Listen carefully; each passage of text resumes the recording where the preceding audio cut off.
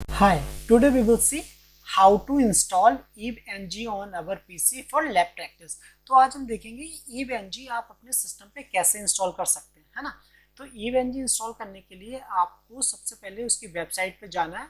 ये मैंने एक PDF ऑलरेडी बना के रखी है जिसमें सारे स्टेप्स हैं, कैसे आप इंस्टॉल करेंगे, कैसे आप उसको डाउनलोड करेंगे और कैसे आप उसको रन कराएंगे। तो सारे स्टेप मैंने यहाँ ऑलरेडी मेंशन कर रखे हैं।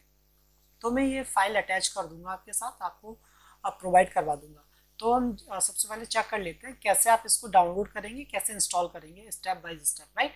सो सबसे पहले आपको डाउनलोड करने के लिए EveNG की वेबसाइट पे जाना है। EveNG की वेबसाइट पे जाएंगे तो यहाँ पे आपको ऑप्शन मिलेगा डाउनलोड का। आपने क्या करना है, सबसे पहले EveNG की फाइल डाउनलोड करनी है, राइट। तो डाउनलोड पे क्लिक करेंगे। डाउनलोड पे क्लिक करने के बाद यहाँ पे दो ऑप्शन आते हैं, एक आता है EveNG professional and the second one is free EVE community edition. तो प्रोफेशनल वर्जन तब यूज करते हैं अगर आपने परचेज किया हो इसका लाइसेंस या आपके पास लाइसेंस हो। तो आपके पास लाइसेंस नहीं है, हम लाइसेंस यूज नहीं करेंगे, तो हम फ्री एडिशन यूज करेंगे ना। फ्री एडिशन में यहाँ पे दो ऑप्शन है, दो लिंक दे रखे हैं, एक है मेगा मिरर का और दूसरा डायरेक्ट लिंक। आप किसी से भी इसकी ISO फाइल डाउनलोड कर सकते हैं, आप डायरेक्ट भी कर सकते हैं और मेगा मिरर के थ्रू भी कर सकते हैं, ठीक है। ये जब भी आप ये फाइल डाउनलोड करेंगे, ये फाइल आपको रन करवानी पड़ेगी किसी भी वर्चुअल मशीन पे। मेरे केस में मैं यूज कर रहा हूँ VMware, राइट। तो मैं सबसे पहले डाउनलोड कर लेता हूँ, आपको दिखाता हूँ। ये मैंने डाउनलोड किया, ये डाउनलोड हो रहा है क्योंकि ये मेरे पास ऑलरेडी है इसलिए 1 दिखा रहा है, मैंने ऑलरेडी डाउनलोड कर रखी है। तो मैं इसके पॉज कर देता हूँ, इवन कैंसिल ही कर देता हूँ क्योंकि मेरे पास ऑलरेडी है। जैसे ही आपकी फाइल डाउनलोड हो जाएगी उसके बाद आपने VMware पे जाना है। ये VMware है, ये मेरा पड़ा हुआ था, ऑलरेडी से इंस्टॉल्ड है। मैं आपको दिखा रहा हूँ इसलिए नया अपडेट करता हूँ, नया क्रिएट करता हूँ। तो मैंने क्या किया, सबसे पहले VM की वेबसाइट पे गया, VM की वेबसाइट पे गया, देन डाउनलोड कर ली मैंने ISO फाइल। ISO डाउनलोड होने के बाद VMware पे गया, VM जाने के बाद मैं अपने न्यू वर्चुअल मशीन पे क्लिक किया। न्यू वर्चुअल मशीन पे क्लिक करेंगे तो यहाँ पे आपके पास वर्चुअल मशीन का विजार्ड ओपन हो जाएगा। इस विजार्ड में दो ऑप्शन आएंगे, टिपिकल चूज कर सकते हैं या कस्टम। तो आप चूज करेंगे कस्टम, नेक्स्ट करेंगे। इसे नहीं छेड़ना है, इसे एज इट इज रहने देना, देन नेक्स्ट करेंगे। इसके बाद यहाँ पे थर्ड ऑप्शन आपने चूज करना है, I will install operating system, then next करना है। उसके बाद आपके पास यहाँ पे 4 ऑप्शन आएंगे जिसमें से आपको लिनक्स चूज करना है और चूज करना है उबंटू 64 बिट, ठीक है ना। देन नेक्स्ट किया। उसके बाद यहाँ पे आप नाम देना चाहें तो मैं नाम दे देता हूँ न्यू EveNG, ठीक है ना। अब ये पूछ रहा है लोकेशन, आप सेम पाथ पे इंस्टॉल करेंगे या आप इसका पाथ चेंज करना चाहेंगे, मतलब आप लोकेशन चेंज करना चाहेंगे सेम। तो मेरे केस में मैं इसकी लोकेशन चेंज कर देता हूँ।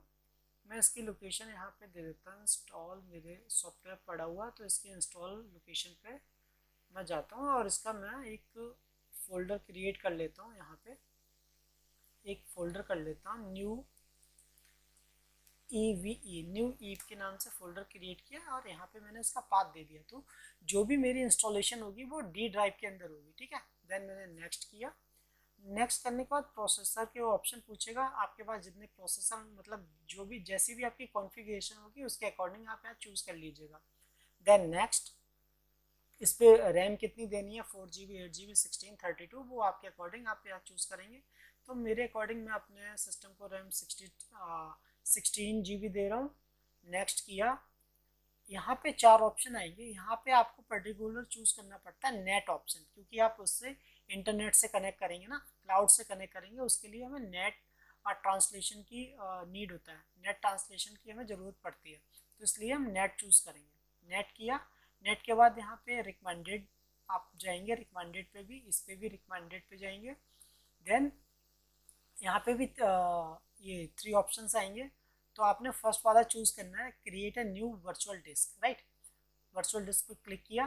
देन इसके बाद ये ऑप्शन पूछता है कि आपको मिनिमम कितनी GB डिस्क का रिक्वायरमेंट है। तो मैं अपने केस में 40 दे देता हूँ और इसको एलोकेटेड ऑल डिस्क स्पेस यहाँ पे कर देता हूँ क्योंकि नीचे वाला ऑलरेडी दे रखा है। नीचे वाले में क्या है, थर्ड ऑप्शन में दे रखा है split virtual disc into the multiple file. तो हमें नहीं करना है, स्प्लिट नहीं करना, हमें किसी एक ही लोकेशन पे इंस्टॉल करना है। तो इसलिए मैंने सिलेक्ट किया allocated all disc space now. तो 40 GB किया, देन नेक्स्ट। उसके बाद यहाँ पे हमें कुछ नहीं करना है, नेक्स्ट किया। इसके बाद ये हमारा लास्ट विजार्ड का ऑप्शन है, इसमें आपको फिनिश नहीं करना है। इस यहाँ पे जाने के बाद आपने फिनिश नहीं करना है, क्योंकि जो आपने ISO फाइल डाउनलोड की है उसे चूज करना पड़ता है। तो आपने कस्टम हार्डवेयर पे जाएंगे, कस्टमर हार्डवेयर पे जाने के बाद न्यू CD DVD SATA यहाँ पे जाएंगे और चूज ISO इमेज। यहाँ पे जाने के बाद आपने जो डाउनलोड की है ना इमेज, आप उसे चूज करेंगे। तो हमने डाउनलोड की है, यहाँ पे डाउनलोड्स पे गए, ये मैंने चूज कर दिया, देन क्लोज। अब आप इसको करेंगे फिनिश। ये थोड़ा सा टाइम लेगा। गया। अब इसमें क्या करना है, इसमें हमें अपनी लैंग्वेज सेलेक्ट करनी है। तो हम लैंग्वेज सेलेक्ट करते हैं इंग्लिश। इसमें लेआउट सेम रहने देना, लेआउट हमें चेंज नहीं करना है, done. Are you sure want to install, तो आपको इंस्टॉल करना है, यस। कंटिन्यू, अपने right arrow sorry down arrow से कंटिन्यू सेलेक्ट करना है, देन एंटर कर देना है।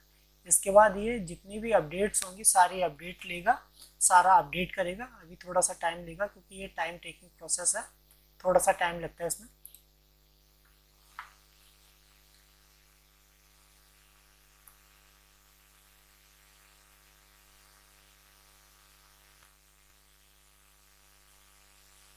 अभी थोड़ा सा टाइम और लग रहा है। जैसे ही कंप्लीट होगा तो बाय डिफ़ॉल्ट एक बार ये रीस्टार्ट होगा। देन जैसे ही ये कंप्लीट होने के बाद मैं आपको भी शो करूँगा।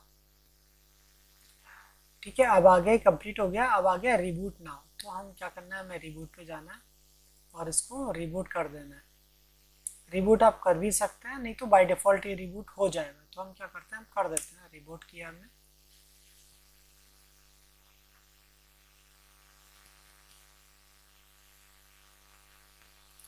ठीक है, ये रिबूट हो गया है। अब ये सारे जो भी इसने ड्राइवर डाउनलोड किए थे वो सारे ये लोड कर रहा है।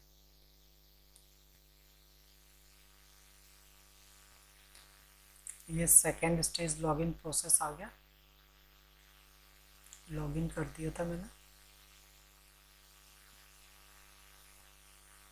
ये थोड़ा टाइम टेकिंग प्रोसेस है, तो अगर आपकी सिस्टम की कॉन्फ़िगरेशन अच्छी होगी तो जल्दी होगा, अगर नहीं होगी तो ये थोड़ा सा टाइम लेगा।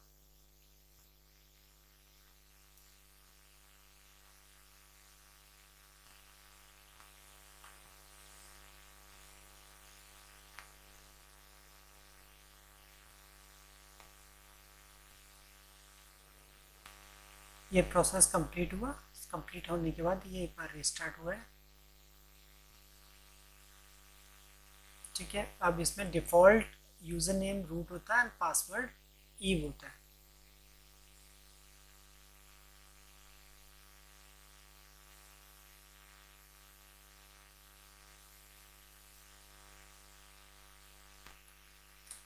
ठीक है ना, कंप्लीट हो गया। अब हमारा ईव इंस्टॉल करने के लिए ऑप्शन आया है। ठीक है ना, वो ISO इंस्टॉल हुआ था, अब हमारा ईव इंस्टॉल करने के लिए आया है। अब इसमें पूछ रहा है रूट पासवर्ड, तो हमें चेंज नहीं करना है, एंटर कर दिया। क्योंकि हमें रूट पासवर्ड चेंज नहीं करना, एज इट इज़ रखना है root password, repeat as it is. Host name change नहीं करना है, तो होस्ट नेम भी एज इट इज़ रख दिया। DNS चेंज नहीं करना है। अब ये पूछ रहा है कि आप IP DHCP से पिक कराना है या आपने स्टैटिक देना है, तो हमने DHCP से पिक कराना है, स्टैटिक नहीं देना है। NTP सर्वर हम देंगे नहीं। ठीक है, अब इसमें ऑप्शन है डायरेक्ट कनेक्शन, हम चूज़ करेंगे।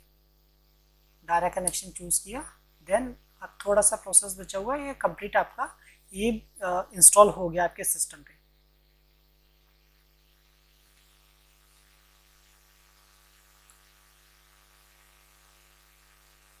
थोड़ा सा टाइम लगेगा।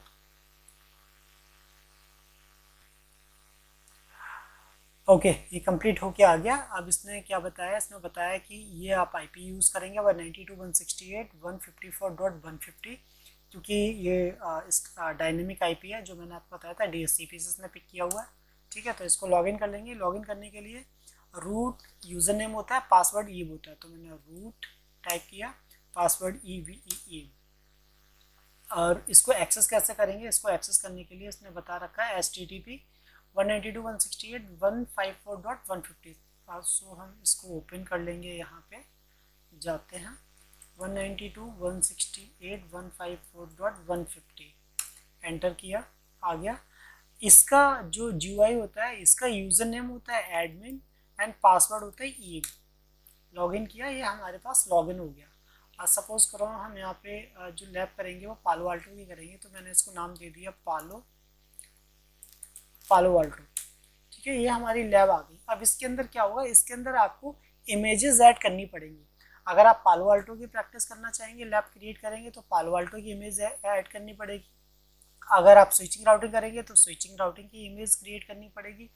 अगर आप SD-WAN की करेंगे देन SD-WAN, जो भी आप लैब क्रिएट करेंगे उसकी आपको एक इमेज ऐड करनी पड़ेगी। बाय डिफॉल्ट उसके अंदर सिंपल एक ही इमेज आती है, जो BPC होता है हमारा, वर्चुअल PC होगा, यही हमारा बाय डिफॉल्ट आएगा और हमारे पास कोई भी नहीं आएगा। आप यहाँ पे अगर देखेंगे इतने सारे ऑप्शंस होते हैं।